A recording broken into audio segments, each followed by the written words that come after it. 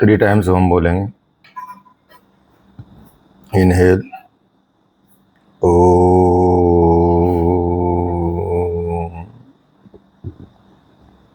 Inhale, ओ,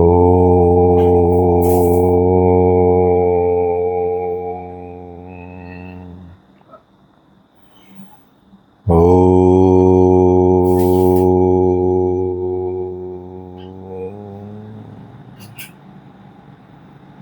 relax.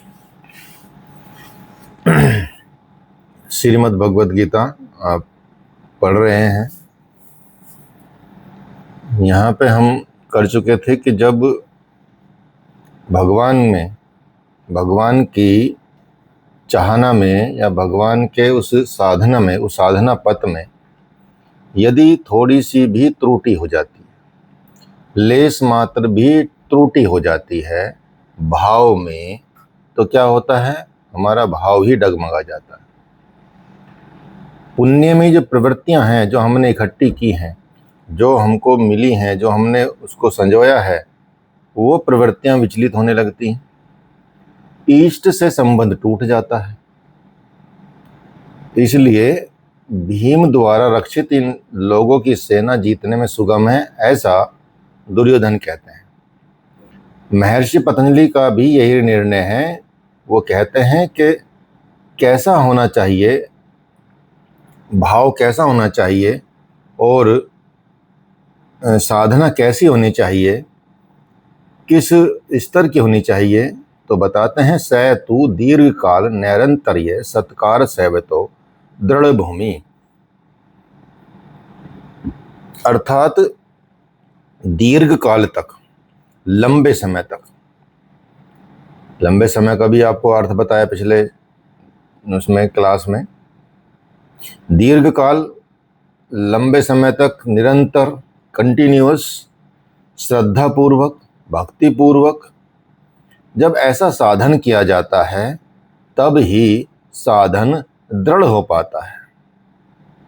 अन्यथा विचलन पैदा हो जाता है, उच्चाटन पैदा हो जाता है, संदेह पैदा हो जाता है, यहाँ तक कि गुरु के आश्रम में भी संदेह पैदा हो जाता है। अब इस आधार पर आप एक महर्षि पतंजलि योग सूत्र में आप पहला श्लोक बताइए कौन सा है?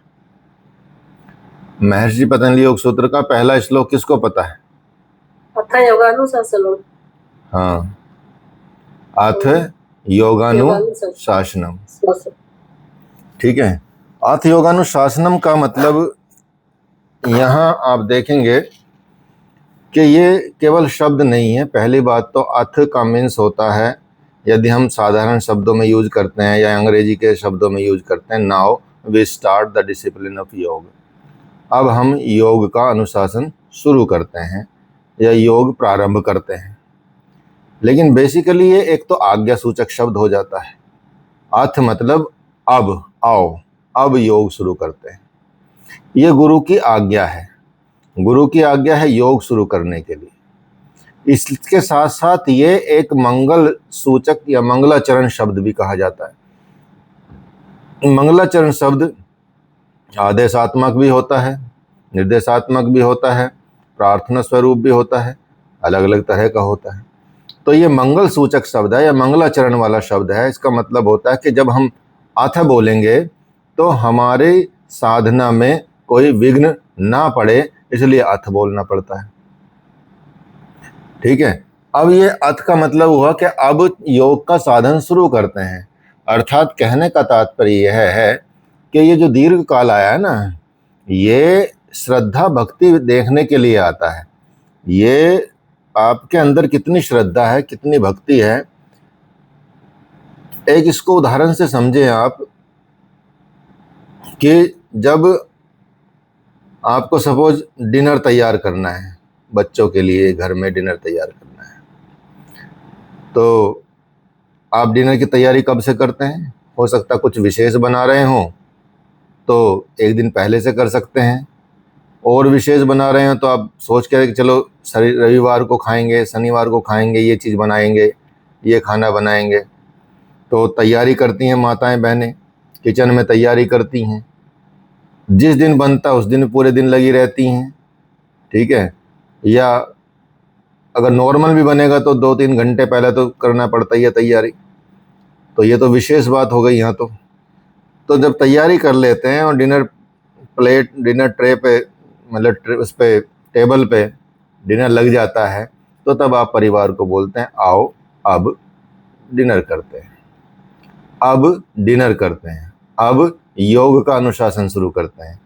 अर्थात उसकी तैयारी पहले ही गुरु देख चुका होता है कि भाई जब पहले लोग आश्रम में जाते थे, गुरु को ढूंढते थे, योग सीखने जाते थे, तो क्या होता था, लंबी यात्राएं करते थे, कई बार जंगलों में पहाड़ों से निकल के जाते थे।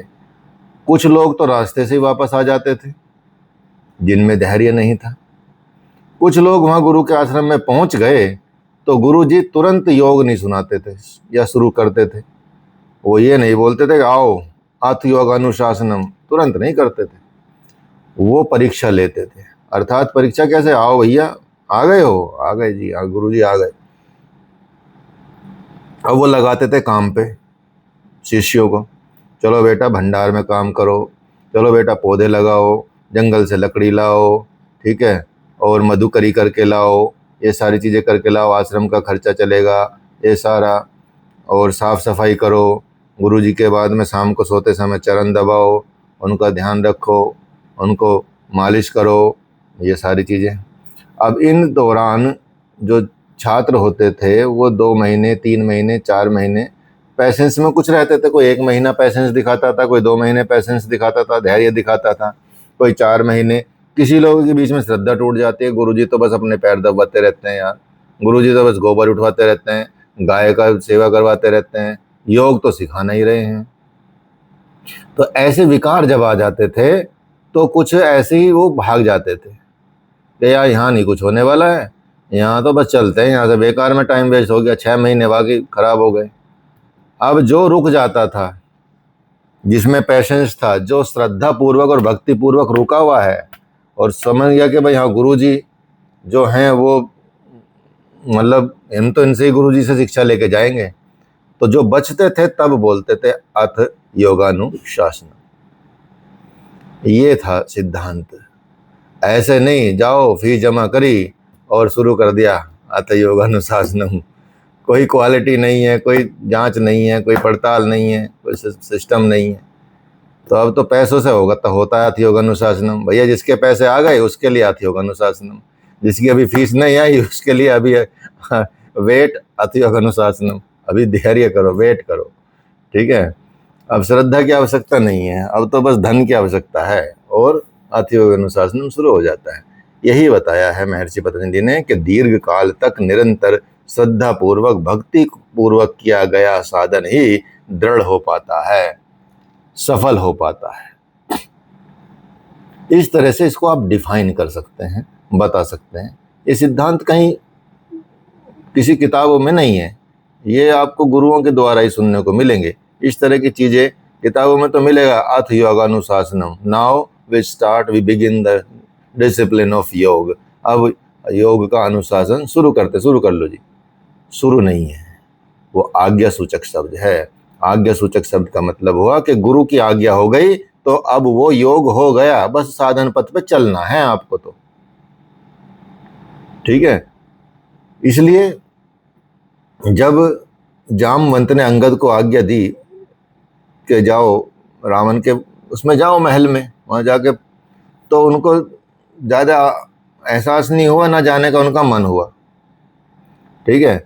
वही आज्ञा सेम जब भगवान राम ने दी कि अंगद जाओ, मेरा आशीर्वाद तुम्हारे साथ है, तो अंगद ने तुरंत सहज स्वीकार कर लिया कि प्रभु आपने आज्ञा देगी तो काम हो गया, अब कोई नहीं रोक सकता मुझे।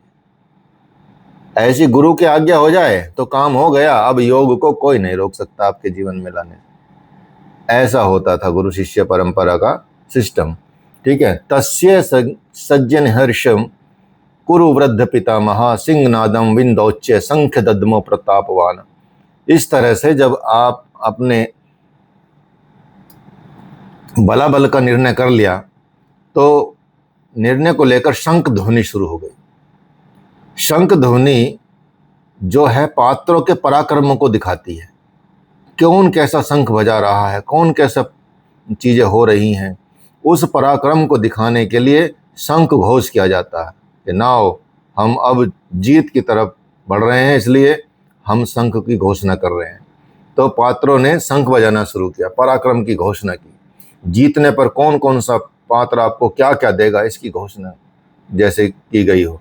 तो कौरवों में वृद्ध पितामह, प्रतापवान वृद्ध पितामह भीष्म ने दुर्योधन को खुश करने के लिए, दुर्योधन के हृदय में हर्ष उत्पन्न करने के लिए बहुत उच्च स्वर में सिंहनाद के समान एकदम भय कंपा देने वाला शंख बजाया। ये सिंह प्रकृति का एक तरह से भयावह पहलू था, उसका प्रतीक था। जैसे जंगल में शेर की दहाड़ सुन के रोंगटे खड़े हो जाते हैं, हृदय कांपने लगता है। फिर भी शेर तो काफी मीलों दूर रहता, लेकिन यदि आवाज आ गई तो हालत खराब हो जाती है। भय कहाँ होता है? प्रकृति में होता है, परमात्मा में नहीं। भय सिर्फ प्रकृति में पाया जाता है, परमात्मा में कोई भय नहीं होता। क्यों? क्योंकि वह तो अभय सत्ता है, उसमें क्यों भय होगा? वो तो अभय प्रदान करने वाली सत्ता है, उसमें क्यों भय होगा? ठीक है। हमारी एक भांजी है, यहाँ पे रहती है, हमारी सिस्टर की लड़की रहती है यहाँ पे, उसका नाम कात्यायनी है। ठीक है। तो उसको कभी डराने की कोशिश करते हैं कि भाई तू सो जा, अभी ये आ जाएगा, वो आ जाएगा, तो वो खुद ही बोलने लगती है। वो इतना मतलब उसका जैसे दिन में बता रहे थे ना, संस्कार से बच्चे पैदा होते हैं, तो वो भी संस्कार से ही पैदा हुई है। ठीक है। तो वो बोलते कि कहाँ आ जाएगा, ये तो गुरुदेव की भूमि है, ये तो भगवान की भूमि है, यहाँ तो कुछ आएगा ही नहीं। वो अपनी मर्जी से फिर सोती है। ठीक है। तो मतलब पहले से उसको यह आइडिया रहता है कि भाई यहाँ कुछ नहीं होने वाला, अपने गुरु के संरक्षण में है, भगवान के संरक्षण में है, कि भगवान तो सब रक्षा करते हैं, वो किसी को नहीं आने देंगे। ठीक है। तो अपने आप ये तत्व उसके अंदर जागृत हो जाता है, होया हुआ है। और यहाँ तो संतों की भूमि है। तो भय कहाँ होता है? प्रकृति में होता है। तो ब्रह्म रूपी भीष्म यदि विजय होता है तो प्रकृति के साथ जो या भय होता है या कुछ तरह का, उसका भय का आवरण को उसको बांध देता है। भय तो एक परत है और ये परत बढ़ती जाती है, भय का आवरण घना होता जाता है। जिसमें भय होता है वो दिन प्रतिदिन यदि एक चीज उसको भय करेगी तो उसको अलग से भय उत्पन्न होने लगा था, और भय उत्पन्न होता है। क्या हुआ कि जब हम मतलब मैं छोटा था, छठी क्लास में था या 5वीं 6ठी क्लास में था, तो मुझे मतलब गांव में रहते थे हम, जल्दी अंधेरा हो जाता है, लाइट वाइट ज़्यादा आती नहीं थी, कम आती थी। तो कभी यदि बाहर जाना पड़ जाए, जंगल की तरफ जाना पड़ जाए, आना पड़ जाए, या क्योंकि घर भी ऐसे बने होते थे कि यदि पानी भी लेना जरा जाना तो बाहर नल है, मतलब आंगन में लंबा आंगन है, उसके बाद में नल आता है, फिर वहाँ से पानी लाओ। तो ऐसा भय लगता था कि भाई कोई पीछे दौड़ रहा है, कोई पीछे तो नहीं कर रहा है, कोई देख तो नहीं रहा है, इस तरह का भय लगता था। ठीक है। तो छठी में 7वीं में ऐसा तो विचार किया गया कि भाई ऐसा तो जीवित नहीं रह जाएगा, है तो भय तो वो बढ़ता ही जा रहा है। ठीक है। तो फिर मैंने क्या विचार किया, अपनी खुद की अनुभव बता रहा हूँ आपको। मैंने क्या किया कि या तो जिएंगे या मरेंगे। जो सबसे खतरनाक जगह है शमशान घाट, जंगल में एकदम, जहाँ दिन में भी जाने में कई लोगों को डर लगता है। जंगलों में, गाँव में तो ऐसे ही होते थे, दूर दूर होते हैं। तो मैं रात के 12 बजे के आसपास उठा और चुपचाप उठ के बिना घर में किसी को बताए और जंगल की तरफ गया। 1.5-2 किलोमीटर के आसपास जंगल में जाके वो शमशान था। ठीक है। तो डरता डरता तो गया, बीच में पेड़ पौधे भी भूत जैसे दिख रहे हैं। ठीक है। चलो जी पहुंच जाओ, पहुंच गए वहाँ। तो शमशान घाट में वहाँ कोई चिता भी जली हुई थी उस दिन। तो सारी चीज़ें, तो मैं उधर उधर घूमने लगा, बैठा इधर उधर। मैं कहा आज मरेंगे या जिएंगे, बस बात खत्म। ठीक है। तो ऐसा गया। तो मैं पूरी रात वहाँ पे रहा, शमशान घाट में रहा पूरी रात। और सुबह जब 5-6 बजने लगे और लोग गांव में जल्दी उठ जाते हैं, आना जाना लोगों का शुरू हुआ, तो तब मैं वापस आया। ना मुझे वहाँ कोई भूत दिखा, ना प्रेत दिखा, ना कोई कुछ दिखा, कोई जानवर भी नहीं आया बेचारा। पता नहीं डर के मारे, ठीक है। तो ये सारी चीजें ऐसा हुआ, तो सारा भय समाप्त हो गया। अगर आप डरते जाओगे, भय को पकड़ते जाओगे, तो वो भय आपका घना होता जाएगा, आवरण बढ़ता जाएगा, जैसे बढ़ता जा रहा था। लेकिन उसको अंत किया एक दृढ़ निश्चय ने, दृढ़ भूमि करके उसको किया गया। तो ये भ्रम आपको भय के अलावा कुछ नहीं दे सकता। इसलिए प्रकृति से निवृत्ति ही गंतव्य का मार्ग है। प्रकृति से निवृत्ति ही गंतव्य का, अर्थात हमको इस संसार से निवृत्ति प्राप्त करनी है। संसार में जो प्रवृत्ति है वो तो भवाटवी है, घोर अंधकार है, छाया है। तो इसके आगे कोई कौरवों की कोई घोषणा नहीं है। कौरवों की ओर से कई बाजे एक साथ बजे, लेकिन कुछ मिलाकर भी भय प्रदान नहीं कर पाए, कोई ऐसा नहीं कर पाए, इससे अधिक कुछ नहीं हुआ। फिर विकार कुछ ना कुछ तो भय देता ही है, इसलिए उन्होंने भी घोषणा की। तब क्या हुआ, फिर आगे बढ़ते हैं।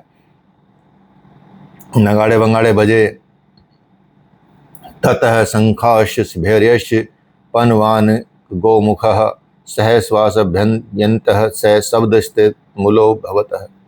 इसके बाद अनेक शंख, नगाड़े, ढोल, शंख, नरसिंहाद एक साथ बजने लगे। उनका शब्द भी बहुत भयंकर था।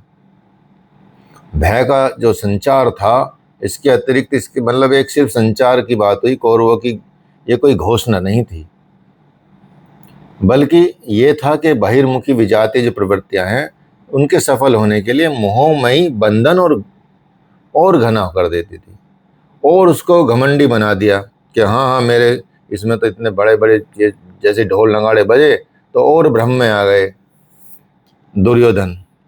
तो अब पुण्य में प्रवृत्तियों की घोषणाएं शुरू हुई। ये तो एक तरह से पाप में प्रवृत्तियां थी, अभिजात्य प्रवृत्तियां थी। अब पुण्य भी प्रवृत्ति घोषणा में सबसे पहले भगवान कृष्ण ने क्या किया, तत् श्वेत हरि युक्ते महेति चंदने स्थितो माधव पांडवाश्च दिव्यो शंखो प्रद्युम्नतु।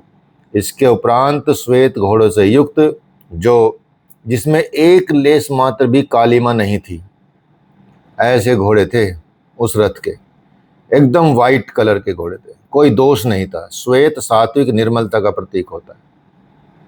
महती सियानंद ने महान रथ पर बैठे हुए, वो रथ भी स्पेशल था, महान था। स्पेशल इतना स्पेशल था कि जब युद्ध समाप्त हुआ तो भगवान ने बोला कि भैया हनुमान जी भी चले जाए और तुम भी नीचे उतर आओ।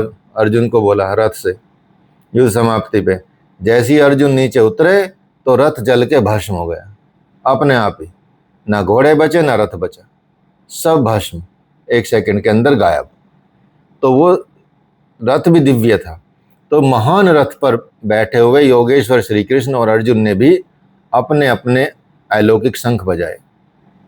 अलौकिक का मतलब होता है जो इस लोक से परे हों, मृत्यु लोक से परे हों, देवलोक से परे हों, ब्रह्मलोक से परे हों। इन सब लोकों में जन्म मृत्यु का भय होता है, लेकिन जो दिव्य लोक होता है, जो वैकुंठ लोक होता है, वहां जन्म मृत्यु का भय नहीं होता है, वहां ऐसा कुछ नहीं होता है। एक सेकंड होल्ड कीजिएगा। हेलो, ठीक है। तो जहां जो लौकिक है वो लोक से परे, अलौकिक जो है वो लोकों से परे है, क्योंकि जो मृत्यु लोक हुआ, देवलोक हुआ, ब्रह्म लोक हुआ, उसमें आना जाना का, जन्म मरण का, या कह सकते हैं कि एक टाइमिंग होता है, सबको उसमें आना जाना पड़ता है। तो उससे भी परे के जो लोक हैं, पारलौकिक, पारमार्थिक जिनकी स्थिति है, वो उसकी घोषणा भगवान श्री कृष्ण ने की। तो इसलिए आप देखेंगे कि जो अलौकिक शंख, अलौकिक रथ था, अलौकिक रथ हुआ, अलौकिक घोड़े हुए, अलौकिक शंख हुए, इसकी घोषणा अलौकिक लोक से परे एकमात्र है, वो है ब्रह्म, पर ब्रह्म। ठीक है, सीधा उससे संपर्क स्थापित करने की घोषणा है ये। तो कैसे है, कैसे स्थिति प्रदान करेंगे, बताते हैं। क्या घोषणा करते हैं, कैसे शंख बजाते हैं। पांच जन्य है, पांच जन्यम ऋषिकेशो देवदत्तम धनंजय, पौंड्रम ददमो महाशंखम भीम कर्मा ब्रकोदर। ऋषिकेश जो हृदय के सर्वज्ञाता हैं वो ऋषिकेश है। ऋषिकेश मतलब भगवान कृष्ण। उन भगवान कृष्ण ने कौन सा शंख बजाया? 5 जन्य शंख बजाया। 5 जन्य शंख बजाया। 5 जन्य का मतलब होता है 5 ज्ञानेंद्रियों और 5 तन मात्राओं। 5 ज्ञानेंद्रिय और 5 तन मात्राएं। ठीक है। 5 ज्ञानेंद्रिय कौन कौन सी हैं? कौन बताएगा?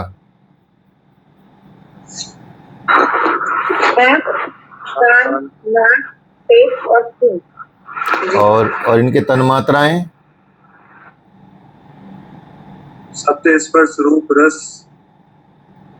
शब्द स्पर्श रूप रस और गंध। गंध। हाँ, वेरी गुड। काफी समझदार बच्चे हैं। ठीक है, तो क्या है? ऋषि के जो 5 जन्य शंख बजाया, लेकिन इसका मतलब ये नहीं कि 5 जन्य जो शब्द आया है वो डिफरेंट तरीके से आया है। और भगवान कृष्ण की एक कहानी है, उसमें उसको कभी बताएंगे आपको बाद में। तो जो हृदय के सर्वज्ञाता हैं, कुछ लोगों को पता भी होगी, उन श्री कृष्ण ने कौन सा शंख बजाया? 5 जन्य शंख बजाया। तो 5 ज्ञानेंद्रियों को और 5 तन्मात्राओं को समेट कर जो जन भक्ति में डाल दे, से उस श्रेणी में डाल दे, उसमें ढाल दे, उस तरह की घोषणा की। जब इसकी घोषणा की गई है तो इसमें हमारे गुरुदेव ने भी भाष्य लिखा है उस पर। भगवद गीता पे 2 भाष्य लिखे हैं, एक पद्य है, एक गद्य है। तो जो पद्य में लिखा गया, जैसे रामायण रामचरितमानस है, उस तरह से लिखा गया। तो गुरुदेव बताते हैं कि जब शंख बजता है, भगवान कृष्ण का शंख बजता है, तो कौन कौन सी ध्वनि प्रकट होती हैं और कौन कौन से मंत्र प्रकट होते हैं। उस वक्त कई ध्वनियाँ और कई मंत्र और कई दिव्य मतलब कह सकते हैं कि शब्द उत्पन्न हुए वहाँ से, और कई चीज़ें उत्पन्न हुई उस शंख बजने से। तो वो जो शंख बजा गया है, तो उससे इस तरह की चीज़ों का मतलब विस्तार हुआ, जो सभी को मतलब एक उसमें ला के खड़ा कर दे कि भाई हाँ, ये हमारे सदगुरु की घोषणा है, सदगुरु की देन है। श्री कृष्ण एक योगेश्वर भी हैं और वो सदगुरु भी थे। शिष्यस्ते हम भगवन, अर्जुन बोलते हैं कि मैं आपका शिष्य हूँ। बाह्य विषय वस्तुओं को छोड़कर ध्यान में इष्ट के अतिरिक्त यदि दूसरा न देखे, दूसरा न सुने, न दूसरे का स्पर्श करे, ये सदगुरु के अनुभव संचार पर निर्भर करता है।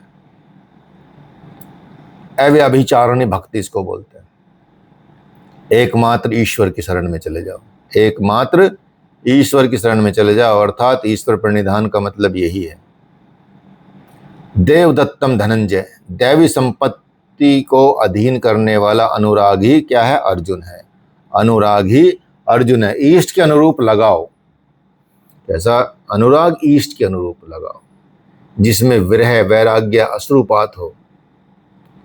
जब आपको ईष्ट में लगाव उत्पन्न हो जाता है, ईष्ट के प्रति भावना जागृत हो जाती है, भगवान से जब प्रेम हो जाता है, तो अश्रु बहने लगते हैं उनको याद करके। उनके विरह में अश्रु बहने लगते हैं, उनसे मिलने की ललक जाग उठती है, और आपको लगता है कि कहीं कुछ छूट गया है। यदि किसी दिन आपका भजन संध्या छूट जाए तो ऐसा लगेगा कि कुछ अधूरापन लगने लगेगा। जब ऐसा जागृति आ जाए तो समझो आपका इसके प्रति लगाव हो गया है, अनुराग हो गया है। गद गद गिरा नयन बह नीरा, रोमांच हो, ईष्ट के अतिरिक्त अन्य कोई विषय वस्तु का लेस मात्र भी टकराव न हो पाए, उसी को अनुराग कहते हैं। यदि ये सफल होता है तो क्या है? परम देव परमात्मा में प्रवेश दिलाने वाली जो हमारी दैवी संपद है, उस पर आधिपत्य प्राप्त कर लेता है, उस पर अधिकार प्राप्त कर लेता है। इसी का दूसरा नाम कहा गया है धनंजय। एक धन तो भारी संपत्ति है जिससे शरीर और जीवन निर्वाह की व्यवस्था होती है, और आत्मा से इसका कोई संबंध नहीं है। इससे परे जो आत्मिक संपत्ति है, आत्मिक धन है, वही आपकी निजी संपत्ति है। जो आपका ये वह धन है, ये आपकी कोई निजी संपत्ति नहीं है। आज है कल चली जाएगी, आज ज़्यादा है कल कम है, आज कम है कल ज़्यादा है, कुछ भी हो सकता है। इसका संबंध कोई आत्मा से नहीं है। इस धन का किससे है? जो आत्मिक संपत्ति ही आपकी जो निजी संपत्ति है उससे। बृहदारण्यक उपनिषद में याज्ञवल्क्य ने मैत्रेय को यही समझाया था कि धन से संपन्न पृथ्वी के स्वामित्व से भी अमृत की प्राप्ति नहीं हो सकती। अर्थात हजारों गुना पृथ्वी जितना धन है, इससे कई हजार गुना करोड़ गुना धन आपको मिल जाए, दे दें आपको, लेकिन उससे कभी भी आपको अमृत की प्राप्ति या अमृत तत्व की प्राप्ति नहीं हो सकती। उसका उपाय तो सिर्फ आत्मिक संपत्ति है, उसी से हो सकती है। आप देख लीजिए, चाहे कितना भी मतलब एप्पल का मालिक था जो स्टीव जॉब, उसको पैनक्रिया में कैंसर था। अब सोचिए, वो उतना बड़ी कंपनी है कि कई देशों की इकोनॉमी के बराबर उसकी इकोनॉमी है। ठीक है, भारत की अर्थव्यवस्था भी आप देखेंगे, भारत की अर्थव्यवस्था भी मान लिया 3-4 ट्रिलियन है, वो कंपनी भी इतनी बड़ी है।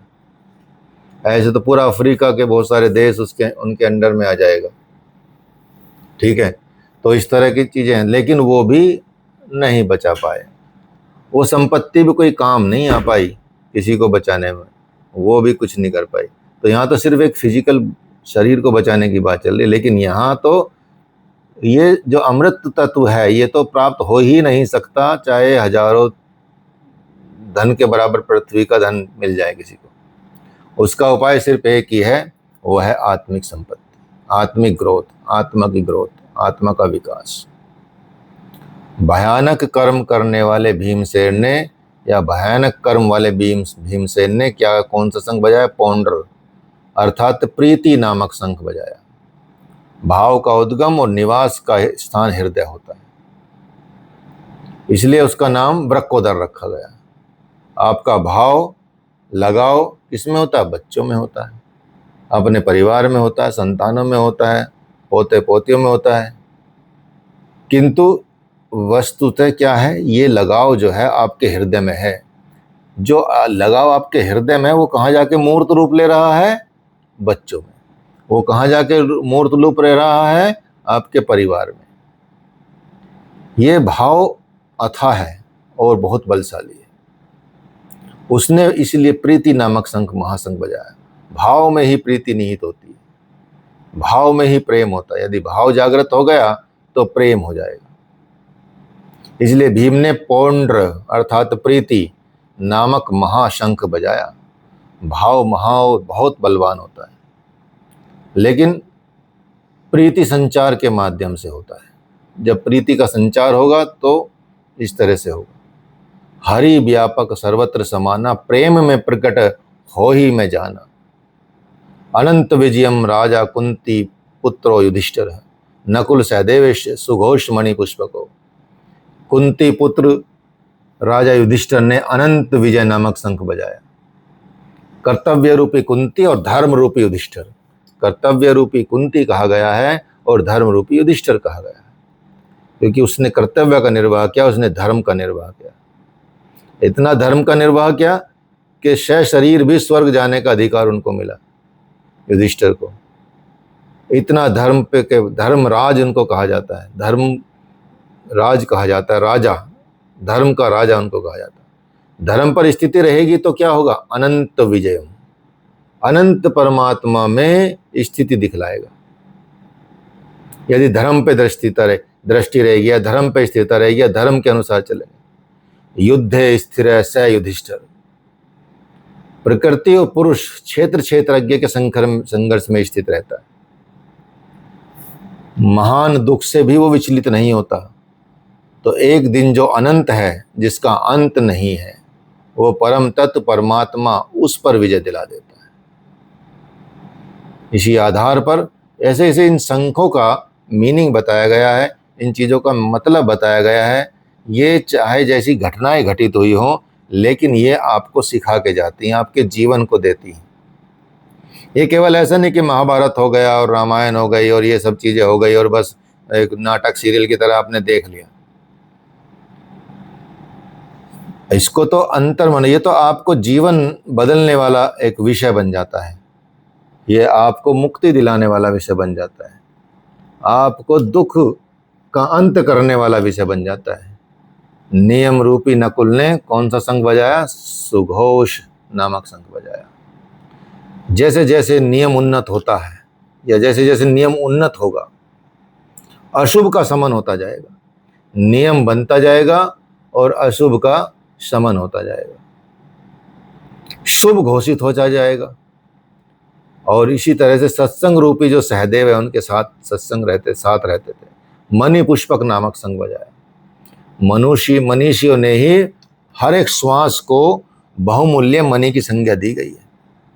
जो आपकी सांस चलती है, जो आपकी श्वास चलती है, हर एक श्वास आपकी ये मणि है, सबसे कीमती मणि यही है।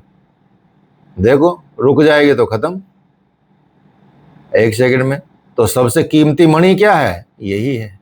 इसलिए बड़े बड़े ऋषियों ने, बड़े बड़े संतों ने, मनीषियों ने इस श्वास को बहुमूल्य मणि की संज्ञा दी है। ये बहुत ही इंपॉर्टेंट मणि है हमारा श्वास। इसीलिए प्राणायाम बहुत जरूरी है, इसलिए प्राणायाम को बहुत साधना चाहिए, इसलिए प्राणायाम को छोड़ना नहीं चाहिए। हीरा जैसा श्वास बातों में बीती जाए। हीरा जैसा श्वास बातों बातों में बीत रहा है, क्या चक्कर है? कहीं इसको सत्संग में लगाओ, कहीं ईश्वर में लगाओ। एक सत्संग तो वो है जो आप सत्पुरुषों की वाणी से सुनते हैं, लेकिन यथार्थ सत्संग अपने अंदर चलता है। वास्तविक सत्संग आप अपने अंदर चलाएंगे, वो है यथार्थ सत्संग। तो हीरा जैसी श्वास बातों में बीती जाए, हीरे से भी उत्तम है। 1 करोड़ हीरे भी आपकी एक सांस एक्स्ट्रा नहीं दे सकते, ये समझ लीजिए, ठीक है। 1 करोड़ हीरे भी, तो सांस की इतनी ज़्यादा इंपॉर्टेंस दी गई है। और इस सांस को हम दूषित कर रहे हैं, इस सांस को हम छोटा कर रहे हैं, इस सांस से हम अपने जीवन को नष्ट कर रहे हैं, इस सांस से ही हम अपने मानसिक विकारों को बढ़ा रहे हैं। आप देखिए, जब आपकी भावनाएं चेंज होती हैं, जब आपका क्रोध आता है, भय होता है, कुछ अचानक घटनाएं होती हैं, तो आपकी सांस तेज चलने लगती है।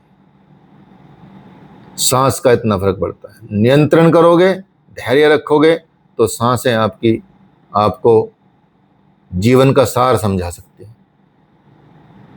तो इसलिए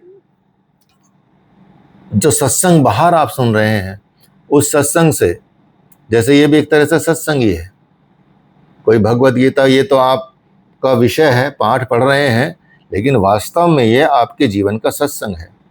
इसको उस आधार पर लीजिए। और इसकी इतनी इम्पोर्टेंस है, आपको एक करके जैसे बताया आपको कि जो हमारा सत्संग है वो सत्पुरुषों की वाणी से हम सुनते हैं। जो बाहर सुनते हैं, किसी सत्संग साधु के पास बैठ गए, सत्संग गुरु के पास चले गए या सदगुरु के पास चले गए, ऐसे ऐसे बहुत सारे सेंटर भी खुले हुए हैं। राधा स्वामी सत्संग व्यास हो गया, कभी किसी का सत्संग चलता है, कभी किसी का। अच्छी बात है, अच्छी चीज़ सुन लेनी चाहिए, क्योंकि सुनने से भी बड़ा शांति मिलती है और आंतरिक मन की ग्रोथ होती है और विश्वास दृढ़ होता है, भाव दृढ़ होता है। लेकिन जो वास्तविक सत्संग वो आपका आंतरिक सत्संग है। भगवान श्री कृष्ण कहते हैं कि आत्मा ही सत्य है और वही सनातन है। चित्त सब ओर से सिमटकर आत्मा से यदि सत्संग करने लगे, चित्त सब ओर से सिमटकर यदि आत्मा की संगत करने लगे, तो यही सत्संग वास्तविक सत्संग होता है। आपका मन बाहर से हटके आत्मा के साथ एकाकार करने लगे, उससे बात करने लगे, उससे वार्तालाप करने लगे, उसका सत्संग करने लगे, सत्य का संग करने लगे। ये सत्संग चिंतन से होता है सुदृढ़, ये सत्संग ध्यान से आता है, ये सत्संग समाधि से आता है, इनके अभ्यास से आता है। ये ऐसे नहीं आ जाता कि भाई हाँ बस सुन लिया, पढ़ लिया तो आ गया। इसमें उतरना पड़ता है, अनुभव को भी जीना होता है, अनुभव को भी जीना होता है। समझ लीजिए, ज्यों ज्यों सत्य के सानिध्य में सुरत टिकती जाएगी, आपकी लगन लगती जाएगी, जैसे जैसे आपको सत्य की खोज और सत्य का आनंद मिलता जाएगा, वैसे वैसे एक एक श्वास पर आपका नियंत्रण भी होता चला जाएगा। एक एक श्वास पर आप नियंत्रण पा लेंगे। फिर जब श्वास पर नियंत्रण हो जाएगा तो मन के साथ इंद्रियों का निरोध भी हो जाएगा। मन के साथ आपका इंद्रियों का निरोध भी हो जाएगा, अर्थात इंद्रियों के विषय में आप भटकेंगे नहीं। और जिस दिन ये सर्वथा निरोध हो गया, समझो वस्तु प्राप्त हो जाएगी।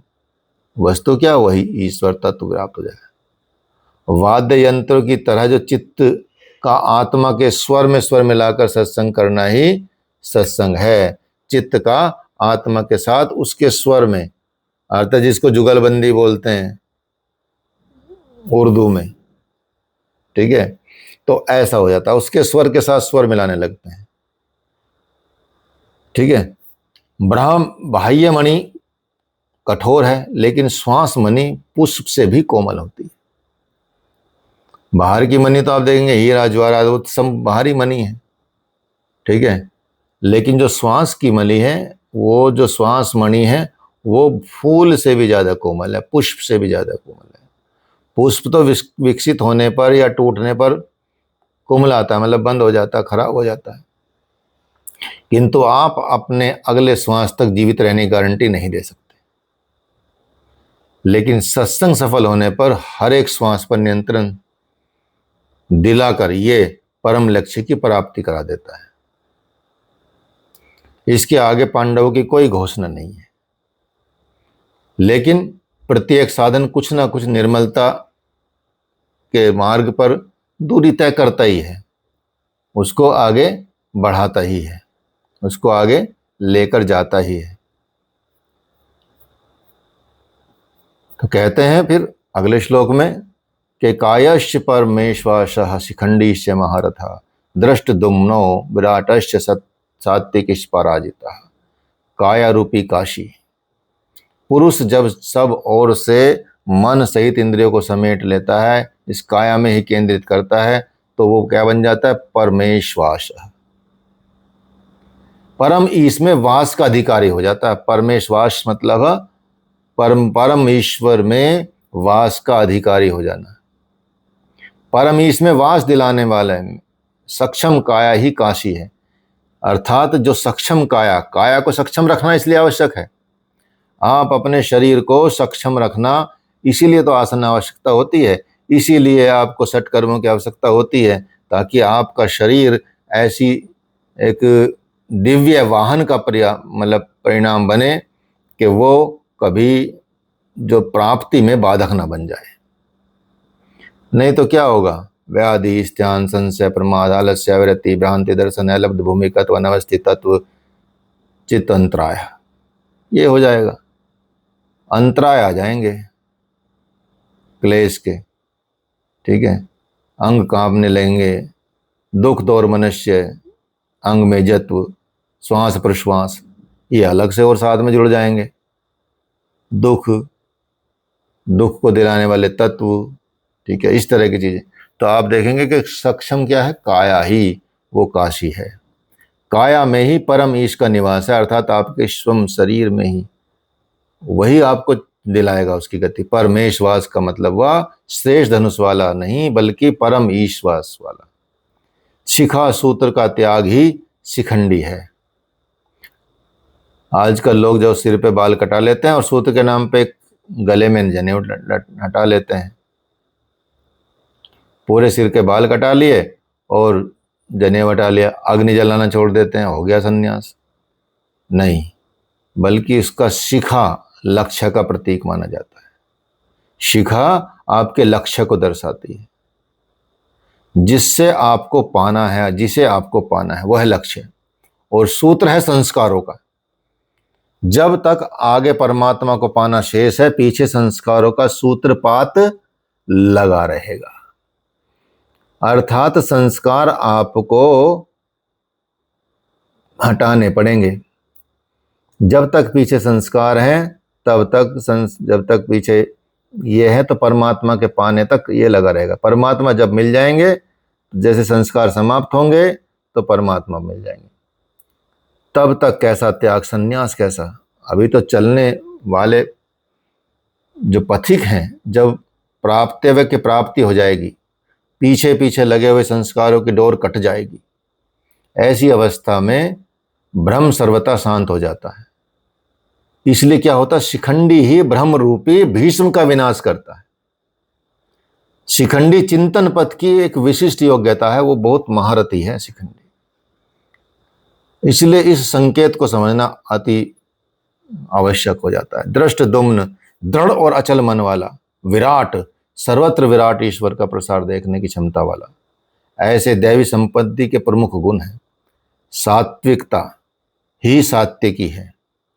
सत्य के चिंतन की प्रवृत्ति अर्थात सात्विकता यदि बनी है तो कभी गिरावट नहीं आने पाएगी, कभी नहीं आएगी, और इस संघर्ष में पराजित नहीं होने देगी, आपको कभी पराजित नहीं होने देगी। तो इस तरह से आप इस सिद्धांत को समझें। और एक अंतिम श्लोक ले लेते हैं, 18वां। द्रुपदो द्रुपदयाश्च सर्वस्य पृथ्वी पते सौभद्रश्च महाबाहु संख्या दद्मु पृथक पृथक। अचल पददायक द्रुपद, अचल पददायक, ध्यान रूपी द्रौपदी के 5 पुत्र हैं।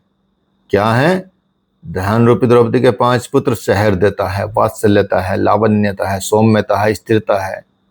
ये साधन में महान सामग्री महारथी हैं।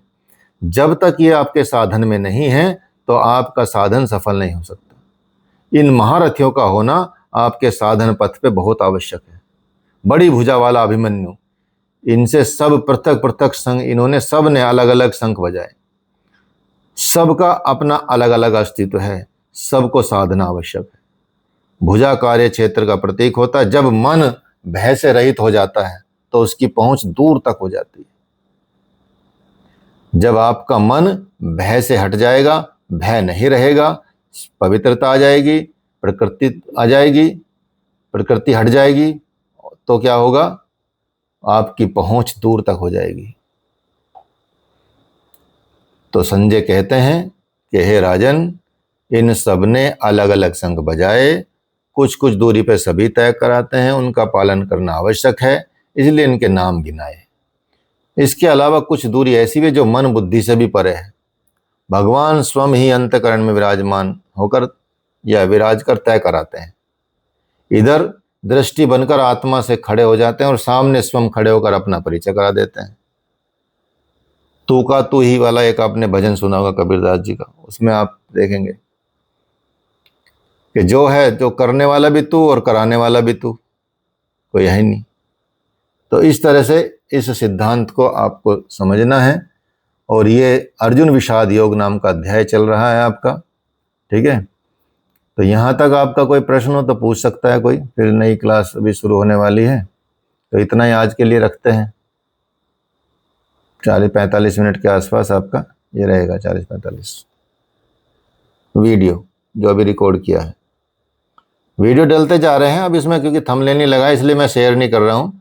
बाकी यूट्यूब पे आ गए हैं आपकी क्लास के सारे वीडियो, अब तक के सुबह तक के सारे वीडियो आपके यूट्यूब पे हैं, आप उनका रिवीजन कर सकते हैं, ठीक है। और उससे नोट्स भी बना सकते हैं, जिसको जैसे नोट्स बनाने हैं। और अपने दरवाजे खोल कर रखा करो, सब बंद रखते हो, अटेंडेंस नहीं लगेंगी।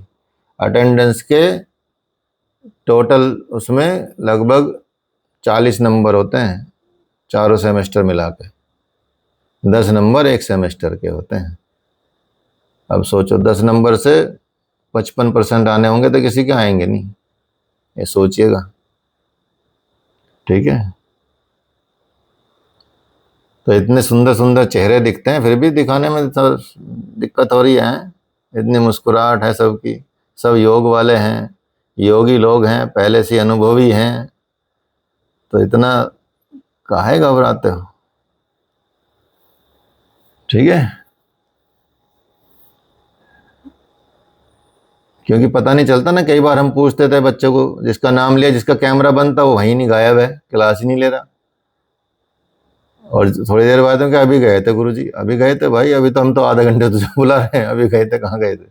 तो पता नहीं चलता, अलर्टनेस खत्म हो जाती है। When you off your camera you are gone, alertness गायब है आपकी, फिर you are not alert, means ये है। कहने का तात्पर्य ये है। तो इसलिए अलर्ट रहने के लिए सामने दिखना जरूरी है, फिजिकल क्लास जैसी ही लगनी चाहिए, कहने का मतलब ये है। घर में भी हो कोई दिक्कत नहीं, थोड़ा बहुत तो रहता ही है, घर में रहते हैं तो इधर उधर की, लेकिन कोई चाय पी रहा, कोई कॉफ़ी पी रहा, कोई लेट के ही देख रहा है, ठीक है, कोई कंबल में पड़ा है, कोई पकौड़ी बना रहा है, ये चक्कर चलता रहता है। तो ऐसा नहीं, ठीक है, सामने ऐसे जैसे बाकी लोग भी बैठे हुए हैं। चलिए, किसी का कोई प्रश्न नहीं है तो चलो कोई नहीं, धीरे धीरे आएंगे दिमाग में प्रश्न आपके। और सर जी अभी जैसे ये अर्जुन विवाद चल रहा है, जी, तो ये जो श्लोक है सीरियल वाइज चल रहा है क्या? नहीं अभी अर्जुन नहीं बोले हैं, अभी कुछ अर्जुन नहीं बोले इसमें, अर्जुन आगे बोलने वाले हैं, बस थोड़ी देर बाद वो बोलेंगे, ठीक है। अभी तो पहले वो दुर्योधन ने गिनाए अपने नाम, इन सेनाओं के, इनकी सेनाओं के, फिर इस तरह से वो सारी चीज़ें चल रही हैं। फिर वो संजय बता रहे हैं कि भाई अभी इन्होंने ये किया, वो किया, शंख बजाए, उन्होंने ये किया, ये सारी चीज़ें चल रही हैं। अभी अर्जुन बोलना शुरू करेंगे और अर्जुन बोलेंगे कि जी ऐसा है प्रभु, मुझे जरा दिखा दो कौन लड़ने आए मुझसे, मैं देख तो लूँ एक बार। जो भी जैसा अभी संजय विवाद चल रहा है, तो वो सारे हाँ। श्लोक जो सीरियल वाइज चल रहा है, या हाँ। फिर एक एक श्लोक आप? नहीं, एक एक श्लोक करा रहा हूँ, 1 by 1, ठीक है। कोई श्लोक मैं छोड़ नहीं रहा हूँ अभी फिलहाल, वैसे छोड़ूंगा भी नहीं, जल्दी से मैं छोड़ता नहीं हूँ, कंप्लीट करा देता हूँ, ठीक है। आज अध्याय 1 का हाँ। 18वां 18 वाला श्लोक अभी तक हुआ। हाँ 18 हो गए, याद रखना, क्योंकि कई बार भूल जाता हूँ ना मैं भी क्लासेस के चक्कर में बहुत सारी में, तो आप याद रखना, मैं याद भी दिला दे करूँगा। 18 तक हो गया है, 19वां चलेगा फिर। वो उनको नहीं, अभी इन्होंने पूछा ना, उनको मैं बता रही हूँ, वो सीक्वेंस वाइज ही है। हाँ। और ये विषाद योग का ही है, तो हाँ। सर ने अभी जो कराया लेटेस्ट वो है 18 नंबर का, हाँ, लास्ट में। तो सीक्वेंस ही रहेगा, कोई बीच में से हम निकाल के, बीच में से हम कहानियां जो सुना रहे हैं, बात जो कर रहे हैं, वो बीच में से आ जाती हैं, वो उसमें नहीं लिखी हुई है, ठीक है। कभी उद्धरण होगा, कुछ ऐसी चीजें होंगी, उससे रिलेवेंट कुछ चीजें होंगी, तो वो आएंगी आपको समझाने के लिए। सिर्फ उसका उद्देश्य होता है कि आप ऐसे न समझे तो ऐसे समझाएं, क्योंकि कई बार हमारी जो भाषा होती है शास्त्रों की, वो क्लिष्ट होती है। किरण, आपकी ना क्लास में दूसरा लिंक है, उसका आज नई क्लास चल रही है उसकी स्टैटिस्टिक्स की, तो वहाँ ज्वाइन कीजिए, आपको लिंक आया होगा उस दूसरा, उसमें 8:30। मैं जानवी वाले ग्रुप में नहीं हूँ सर। हाँ, नहीं हो तो जानवी वाले ग्रुप में तो हो, जो आप नहीं हो, 2 ग्रुप। सर वो वाले ग्रुप में हूँ जो, हाँ उसमें नहीं हूँ, जो आपके जानवी का अलग से बना हाँ तो दोनों में आएगा, दोनों में लिंक आएगा। 8:30 पे क्लास है, अभी 8:30 पे करेंगे क्लास, ठीक है।